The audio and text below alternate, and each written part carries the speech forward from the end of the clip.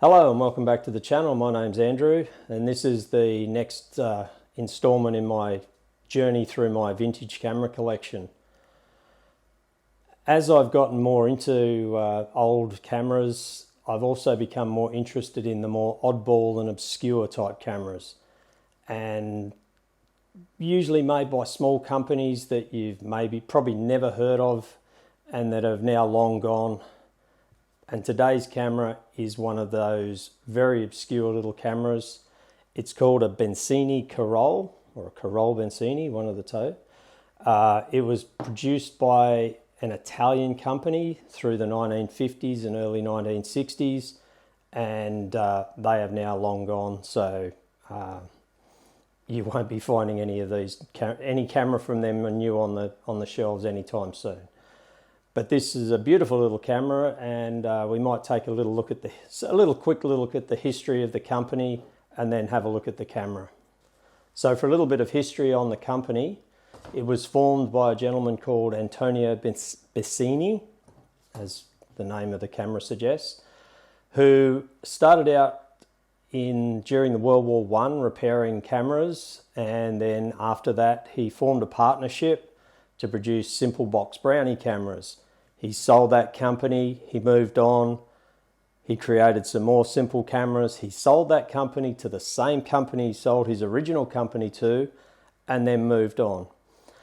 After World War II, he changed the company name to CMF and began producing simple but stylish cameras, mostly made of aluminium, which is quite weird, and had sliding tubes instead of folding. They weren't folding cameras, but the lenses still extended, but on a sliding tube.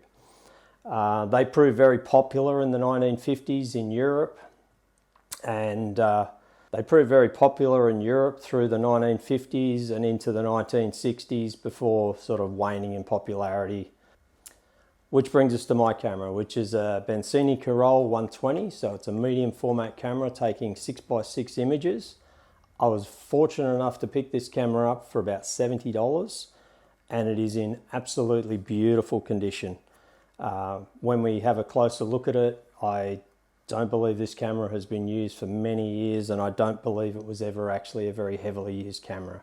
But it is a beautiful camera, and I'm very pleased to have this copy of the camera.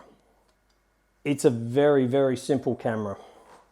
It's got just one shutter speed, a measly 1/30th of a second, and it has bulb. That's your choice. It has a fixed aperture of f11, and it has a 85mm lens, which it's actually referred to on the camera as an 8.5 centimeter lens, which is very different to anything I've seen before. It's not an 85mm, it's an 8.5 centimeter, which obviously is the same thing. There is on the camera basically just a film winding knob.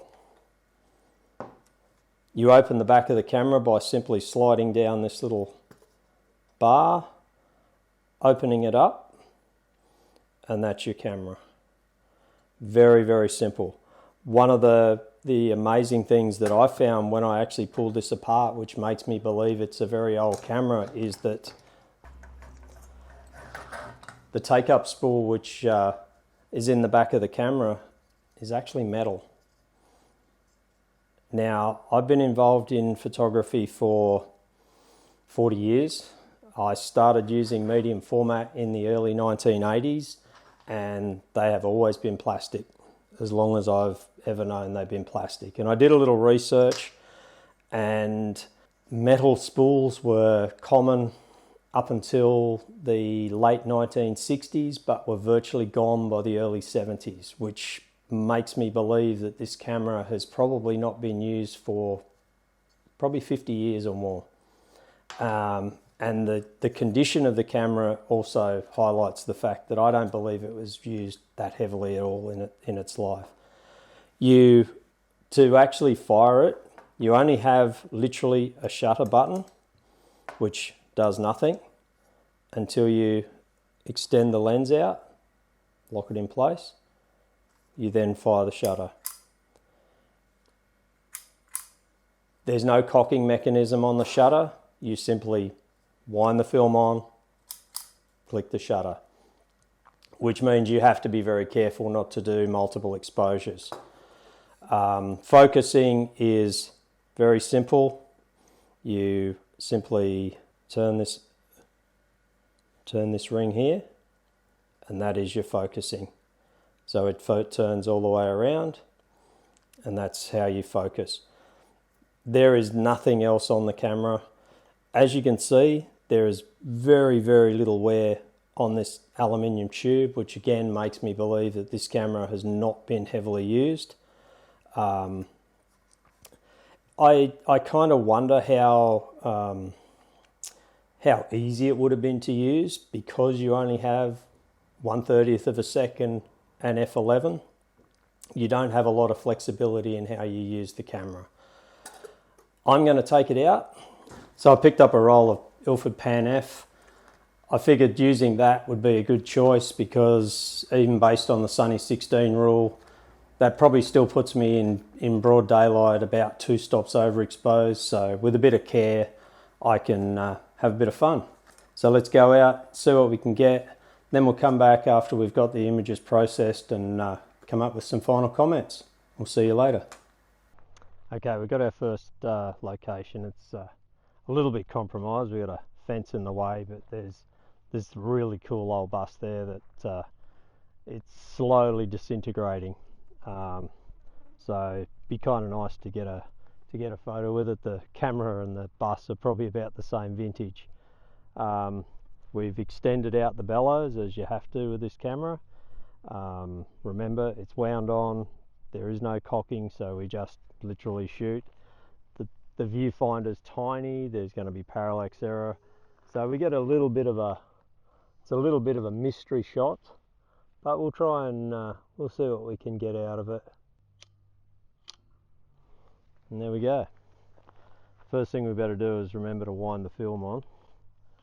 I think with a camera like this, you've got to do one of two things. You've either got to always not wind the film on and wind it on before you shoot, or you've got to take the shot and immediately wind it on again. Do one or the other. If you mix it up, you're going to double expose for sure. There's maybe some other shots around the side. I don't know if I can get close to it or not, but let's go and find another location, take some more shots.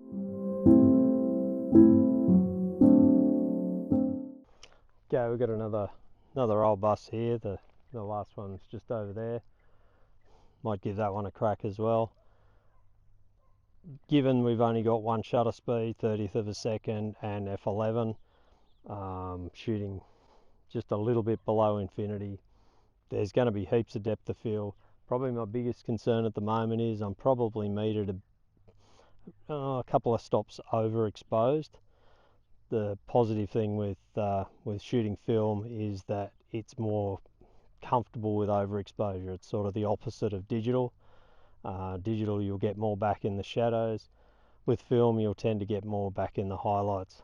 The other thing is, I don't really mind if the sky is going to be blown out, as long as I can get some nice exposure on the bus. So let's just take our shot. Again, we're through the fence, and that's shot number 2. Let's wind on, go and see what else we can find around. One of the cool things about just driving around random little lanes is some of the things you actually find. Lived in this place all my life. I've never seen this little old humpy here, but yeah, it can make a little cool photo. Nothing special, but there we go. Notice I'm being very, very careful when I take the photo. At 1/30th of a second, camera shake is a major problem. Focus, not so much. As I say, near infinity, f11, going to have heaps of depth of field to work with. Let's move on. There's a place just up the road, a little old house that I've wanted to take some photos of for ages. Let's see if it's worth something today. Okay, we're at the little house that I've sort of thought about for a while, and the first thing we've got is a classic outdoor dunny. If you're not Australian, a dunny's a toilet, but it's outside. We're definitely going to get a shot of this. It's going to be very basic,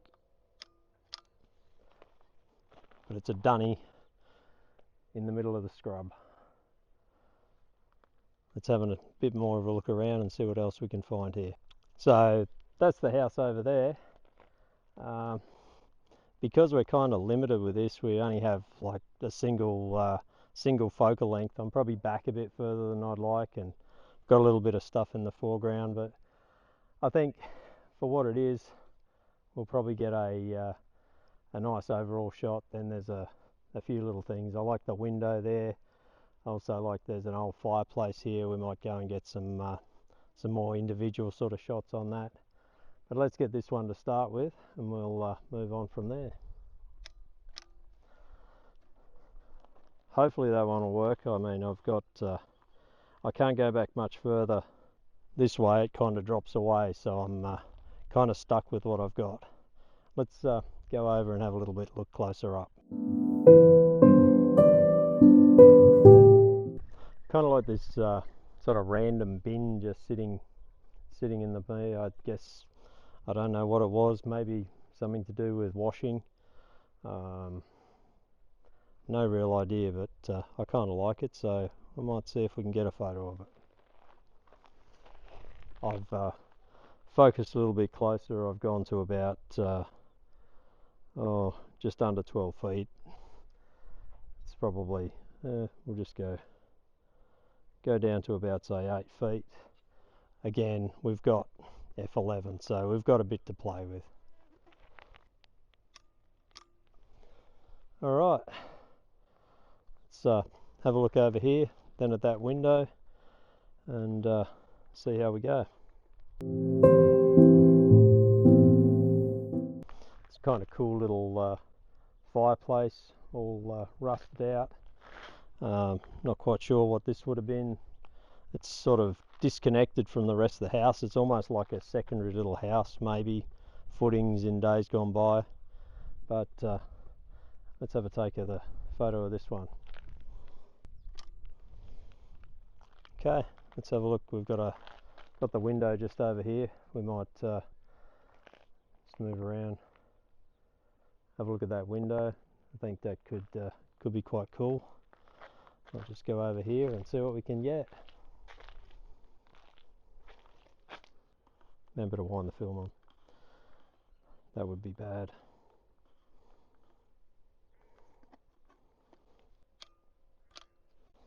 There we go. There's an old car on its roof down here. We might see if we can find a way to get down there and get a photo of that too. Kind of like the door there.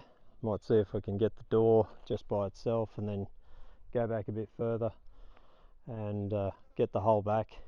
There's an old tube television there, an old HMV, very old. Might see if that's worth a photo as well. It's kind of cool. I'll just go up a little bit. I might say that we're about 10 feet away. Try and get it centered. A bit hard.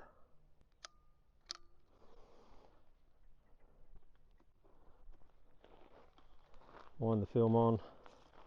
Maybe go back a little bit further. See if we can get the whole back of the house. Actually, I might go up close and see how. What have we got here? We can go down to 4 feet and maybe see if we can get a photo of that. And go back, refocus, and see if we can get a full photo of the fuller back of the house.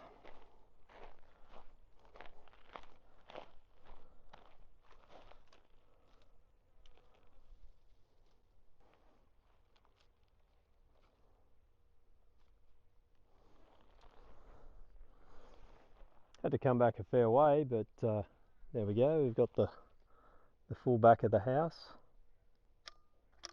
We're what, 9 frames in. Let's see if we can make something of this old car here. I wonder if we can. Actually maybe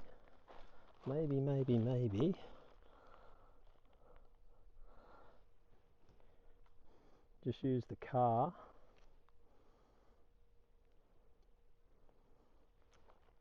Wonder if we can just use the car as a little bit of a foreground, and we'll just we'll say we're about 8 feet away, and we'll just snap that. Go around here.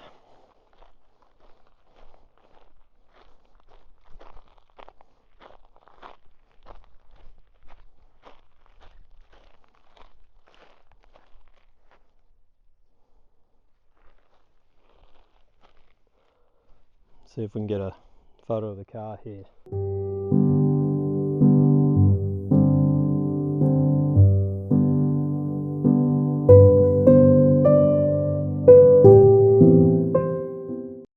I think we've pretty much got everything we're going to get here. We might just take a photo of this random tree over here. We might say that we're a little bit further away than that. We might say we're close to infinity to that.